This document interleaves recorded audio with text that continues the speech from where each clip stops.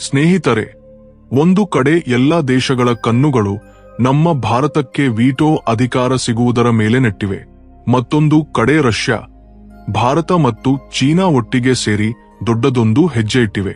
ವಾಸ್ತವದಲ್ಲಿ Italy, Germany, Canada ಇಂತಹ ದೇಶಗಳು ಭಾರತಕ್ಕೆ ವೀಟೋ ಅಧಿಕಾರ ನೀಡುವುದನ್ನು ತೀವ್ರವಾಗಿ ವಿರೋಧಿಸುತ್ತಿವೆ.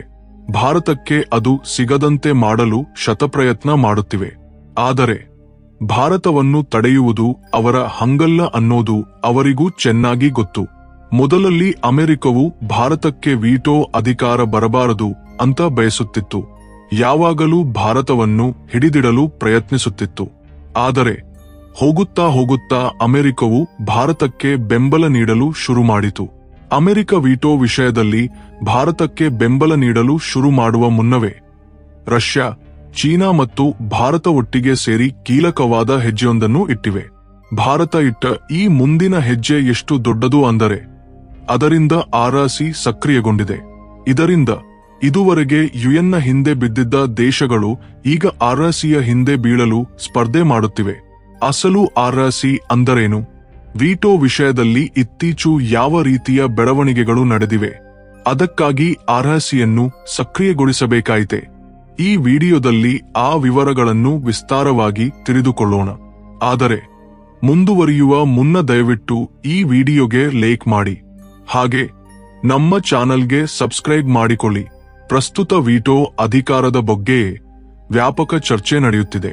ಪ್ರಪಂಚದ ಕೆಲವು ದೇಶಗಳು ಭಾರತಕ್ಕೆ ವೀಟೋ ಅಧಿಕಾರ ನೀಡಬೇಕು ಅಂತ ಹೇಳುತ್ತಿರುವಂತೆ, ಮತ್ತೊಂದು ಕಡೆ ಕೆಲವು ದೇಶಗಳು ಭಾರತಕ್ಕೆ ವೀಟೋ ಅಧಿಕಾರ ಯಾವ ಕಾರಣಕ್ಕೂ ನೀಡಬಾರದು ಅಂತ ವಾದಿಸುತ್ತಿವೆ.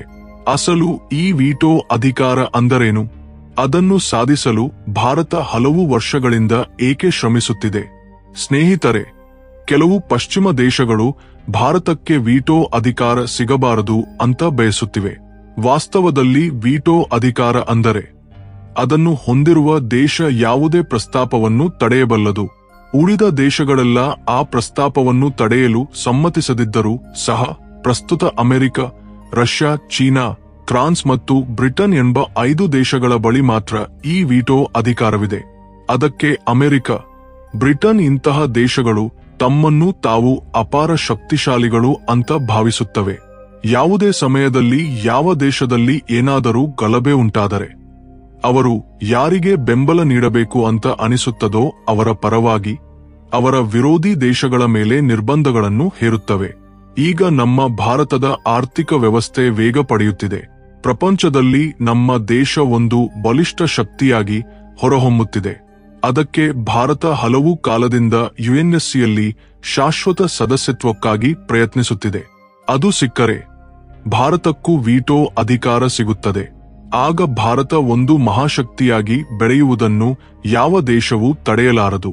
ಆದರೆ ಇಲ್ಲಿ ಹಲವು ಯುರೋಪಿಯನ್ ದೇಶಗಳ ಜೊತೆಗೆ ಇಟಲಿ, ಜರ್ಮನಿ, ಜಪಾನ್ ಇಂತಹ ದೇಶಗಳಿಗೆ ಭಾರತಕ್ಕೆ ವೀಟೋ ಅಧಿಕಾರ ಸಿಗುವುದು ಅಥವಾ ಯುಎನ್ನಲ್ಲಿ ಸದಸ್ಯತ್ವ ಪಡೆಯುವುದು 1% ಕೂಡ ಇಷ್ಟವಿಲ್ಲ. ಯಾಕೆಂದರೆ ಜರ್ಮನಿ ಮತ್ತು ಜಪಾನ್ ಪ್ರಪಂಚದಲ್ಲಿ 3ನೇ ಮತ್ತು 5ನೇ ಅತಿ ದೊಡ್ಡ ಆರ್ಥಿಕ ವ್ಯವಸ್ಥೆಗಳ ದೇಶಗಳು. ಆದರೆ ಭಾರತದ ಸ್ಥಾನ 4ನೇಯದು.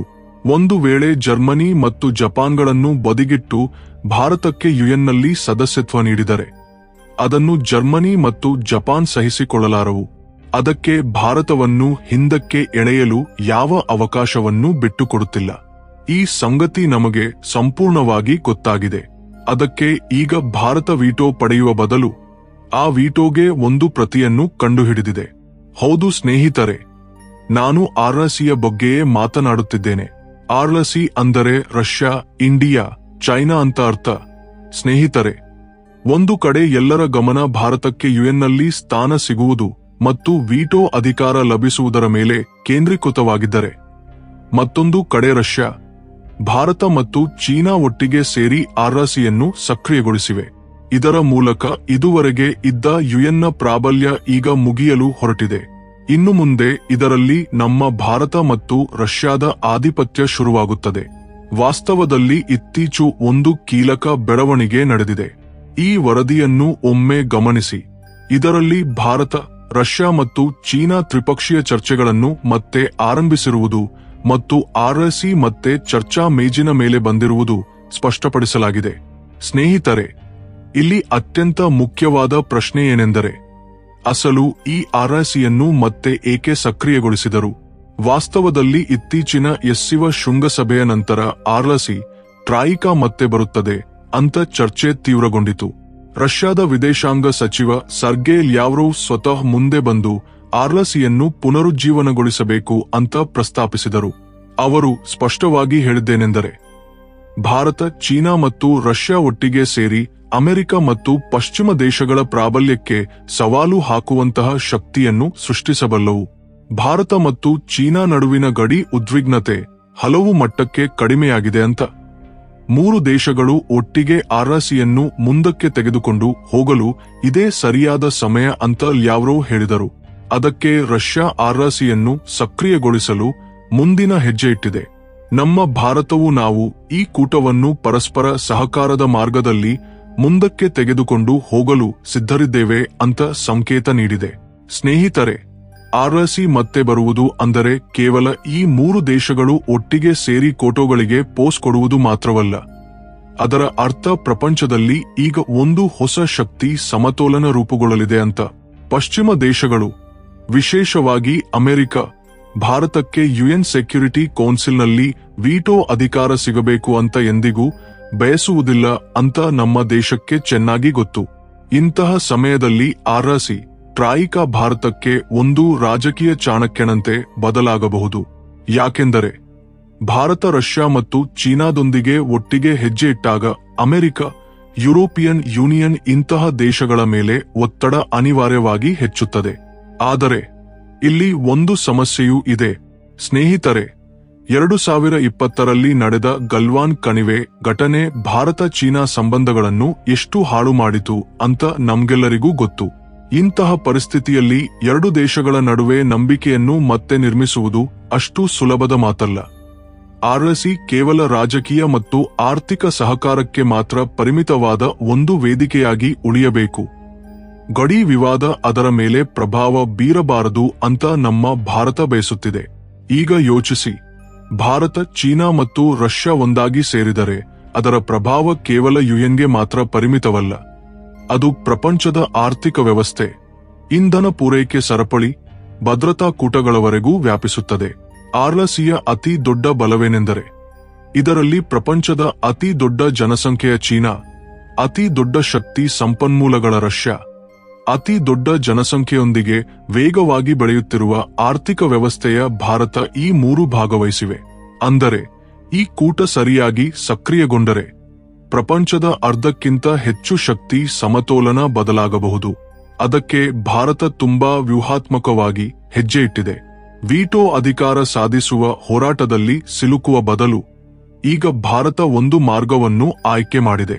ಇದರ ಮೂಲಕ ಪಶ್ಚಿಮ ದೇಶಗಳ ಮೇಲೆ ಎಲ್ಲಾ ಕಡೆಗಳಿಂದ ಒತ್ತಡ ಹೆಚ್ಚುತ್ತದೆ.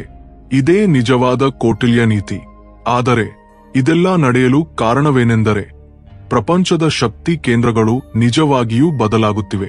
ಒಂದು ಕಾಲದಲ್ಲಿ ಯುಎನ್ ಅಮೆರಿಕದ ನಿಯಂತ್ರಣದಲ್ಲಿತ್ತು ಅಂತ, ವರ್ಲ್ಡ್ ಬ್ಯಾಂಕ್ ಮೇಲೆ ಅಮೆರಿಕದ ಮಾಲೀಕತ್ವ ಅಂತ ಹೇಳುತ್ತಿದ್ದರು. ಆ ನಿಯಂತ್ರಣ ಐಎನ್ಎ ಅಂದರೆ ಇಂಟರ್ನ್ಯಾಷನಲ್ ಮಾನಿಟರಿ ಫಂಡ್ ಮೇಲೂ ಇದೆ. ಅಂದರೆ ಭವಿಷ್ಯದಲ್ಲಿ ಅಮೆರಿಕವೇ ಎಲ್ಲಾ ದೇಶಗಳನ್ನು ತನ್ನ ಮುಷ್ಟಿಯಲ್ಲಿ ಇಟ್ಟುಕೊಂಡು ಮುಂದುವರಿಯುವ ಏಕೈಕ ದೇಶವಾಗುತ್ತದೆ ಅಂತ ಭಾವಿಸಿದರು.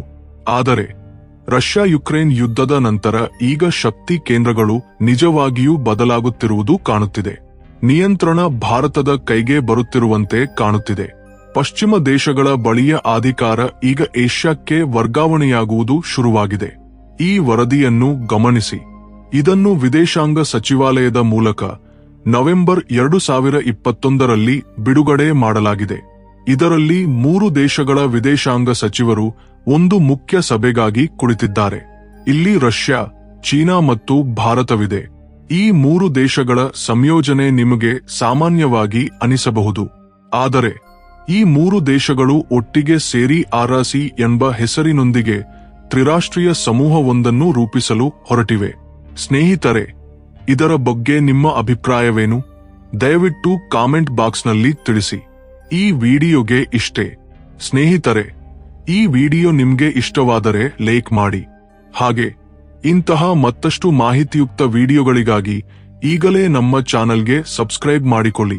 ಸ್ನೇಹಿತರೆ, ಈ ವಿಡಿಯೋವನ್ನು ನೀವು ಕೊನೆಯವರೆಗೂ ನೋಡಿದರೆ ಅದು ನಿಮ್ಗೆ ಇಷ್ಟವಾಯಿತು ಅಂತ ಭಾವಿಸುತ್ತೇನೆ. ಹಾಗಾಗಿ ಇಲ್ಲಿ ಸ್ಕ್ರೀನ್ ಮೇಲೆ ಕಾಣುತ್ತಿರುವ ವಿಡಿಯೋ ತುಂಬಾ ಮಾಹಿತಿಯುಕ್ತವಾಗಿರುತ್ತದೆ. ಒಮ್ಮೆ ಕ್ಲಿಕ್ ಮಾಡಿ ನೋಡಿ. ಜೈ ಹಿಂದ್.